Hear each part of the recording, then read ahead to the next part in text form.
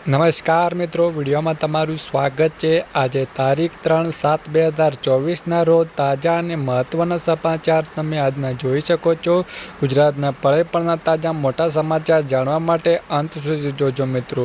સૌપ્રથમ સમાચારની વાત કરીએ કે અરબી સમુદ્રમાં હલચલ, આફતનું આક્રમણતા।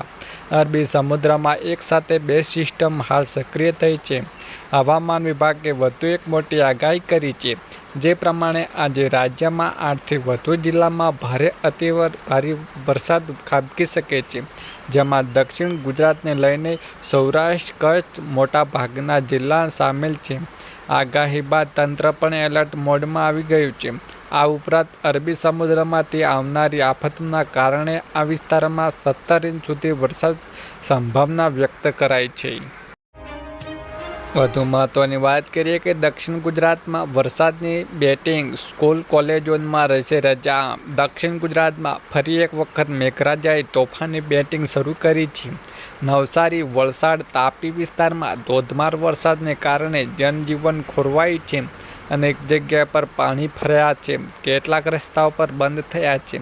ભારે વરસાદને કારણે નવસારી તેમજ વલસાડની શાળાઓ કોલેજોમાં રજા જાહેર કરવામાં આવી છે। દક્ષિણ ગુજરાતમાં આજે પણ ભારેથી અતિ ભારે વરસાદની આગાહી કરવામાં આવી છે। આગળ મહત્વની વાત કરીએ કે કૃષિ મંત્રી મોટી જાહેરાત આપી છે। કૃષિ મંત્રી રાઘવજી પટેલે જણાવ્યું છે કે શાકભાજીની ખેતી પ્રાકૃતિક ખેતી પદ્ધતિથી કરતા હોય છે તેવા ખેડૂતોને બિયારણ, પ્રાકૃતિક ઇનપુટ, ખેતી ખર્ચ તથા શાકભાજીની પ્રાકૃતિક ખેતીને પ્રોત્સાહન મળે છે, તે માટે મહત્તમ 20,000 પ્રતિ હેક્ટર સહાય આપવામાં આવે છે। આ યોજનાની અમલીકરણ માટે રાજ્ય સરકાર દ્વારા અંદાજપત્ર 1,000 લાખની રકમ ફાળવવામાં આવી રહી છે। આગળ મહત્વની વાત કરીએ કે 10,000થી વધુ ખેડૂતોને મળશે સહાય।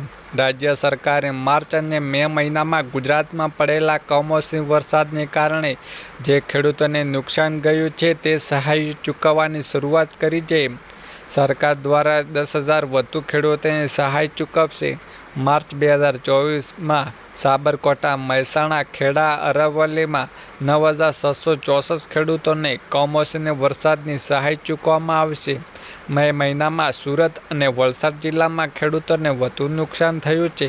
નર્મદા, સુરત અને વલસાડ જિલ્લામાં 1,369 ખેડૂતોને સહાય ચૂકવશે તેવી મોટી જાહેરાત કરવામાં આવી છે।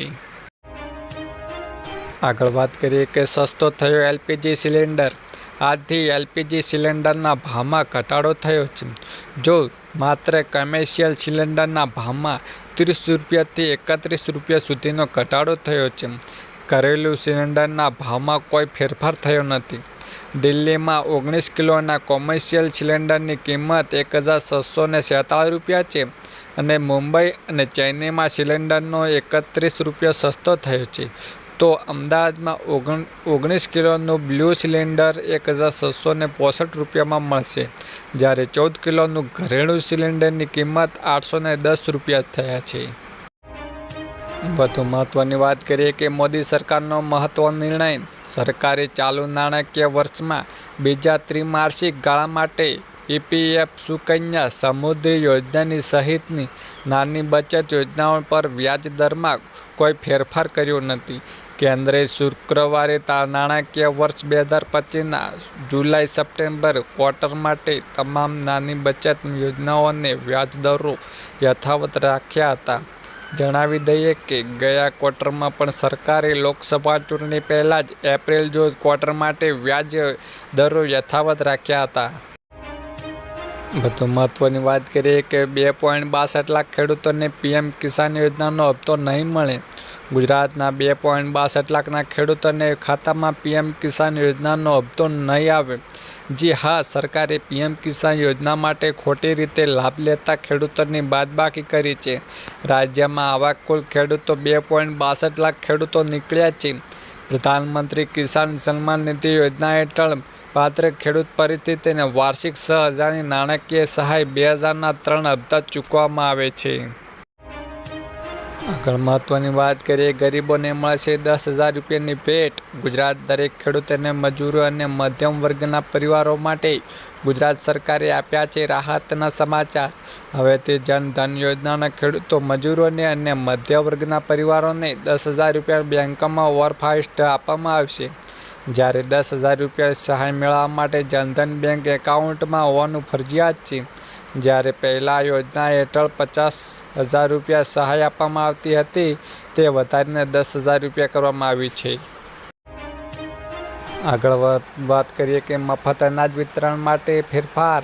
સરકારી સૂત્રોનું કહેવું છે કે 1 લાખથી વધુ લાભાર્થીઓને અયોગ્ય છે, જેઓ બંગાળાકાર અને મકાન ધરાવતા હોવા છતાં ગરીબ કલ્યાણ યોજનાનો લાભ લઈ રહ્યા છે.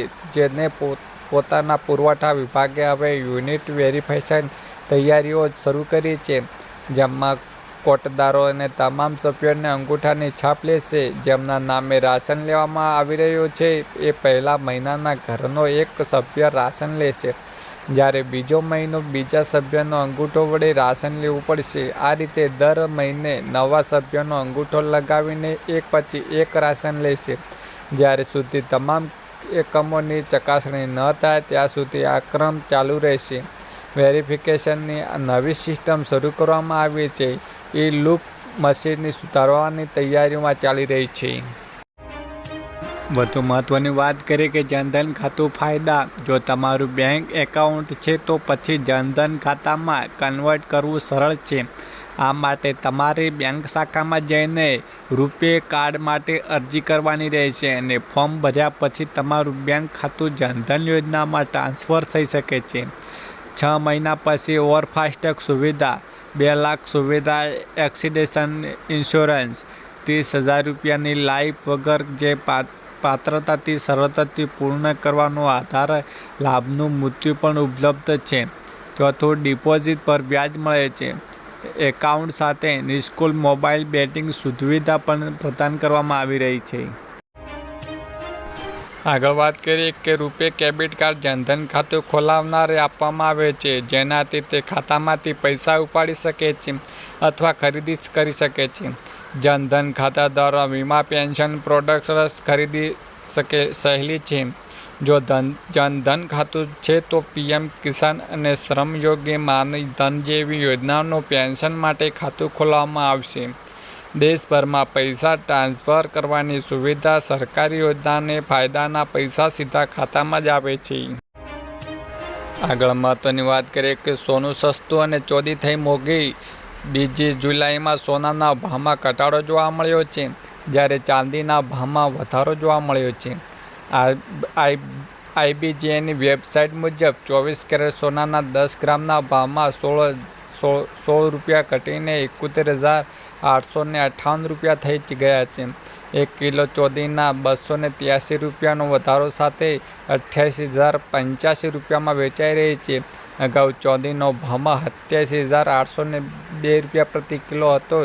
આ વર્ષે 29 મેના રોજ ચાંદીના શેર 94,280 ઓલ ટાઈમ હાઈ પર પહોંચી રહી હતી.